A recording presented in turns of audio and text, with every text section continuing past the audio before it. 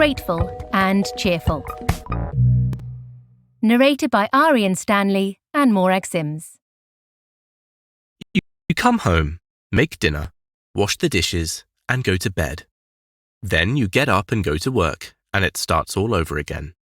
When did life become a cycle of endless tasks?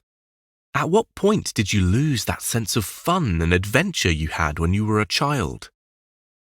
We may not be able to change the responsibilities of adulthood, but we can certainly reconnect with our sense of play. And that's exactly what Dale Sidebottom set out to do when his life fell apart because of too much work. In these blinks, you'll rediscover the magic of play.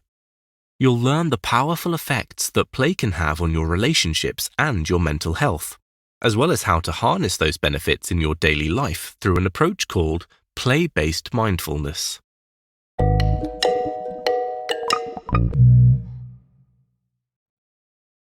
Blink 1 of 6.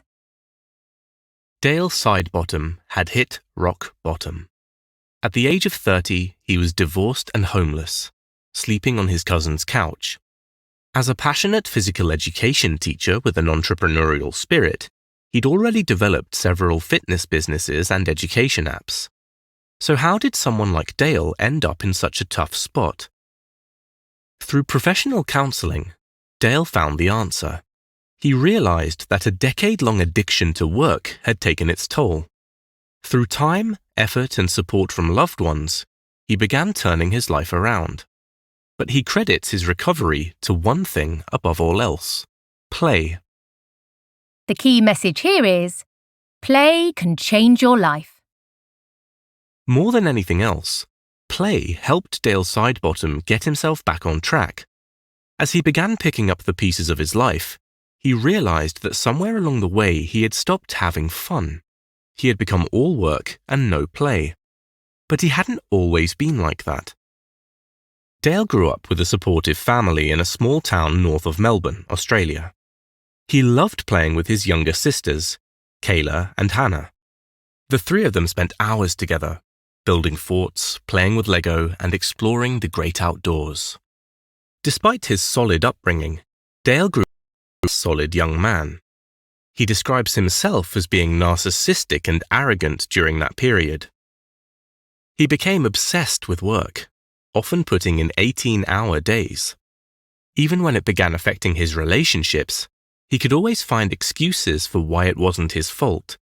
This bad behavior followed Dale through his 20s and early 30s, until he hit his all-time low. When he finally admitted to himself that something had to change, one of the first things he did was start scheduling playdates into his calendar. At first, he would only do activities that brought him joy and reconnected him with his inner child when he was alone. Eventually, Dale began having playdates while he was teaching or working. He incorporated fun into his lessons or into his work with a client. His mood improved almost instantly. Play helped him be more present in the moment, and it reminded him to laugh and smile again. Throughout these blinks, we'll explore what play is and how it can benefit your life. We'll also discover the practices and strategies that Dale used to incorporate play into his routine and turn his life around. Blink 2 of 6. When Dale was 10, he would often visit his 100-year-old great-grandmother.